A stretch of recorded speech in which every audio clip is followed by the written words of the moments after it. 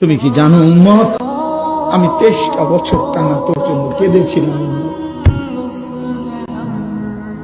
আমি এমন কাঁদা কাঁদছি রে উম্মত তোদের জন্য। এশার নামাজের পরে দাঁড়াইছি, ফজরের আজান পর্যন্ত আমি আমার মালিকের কাছে তোদের জন্য, উম্মতের জন্য চোখের পানি ফেলে কাঁদছিলাম।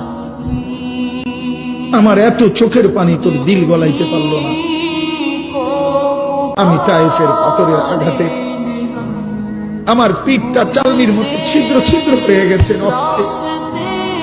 আমি বুকে পেটে 2টা পাথর বাঁধছি ক্ষুধার কষ্টে। আমি উহুদের দান্দান শহীদ করা রক্তে উহুদের ময়দানে পড়েছিলাম বেহুশ হয়ে।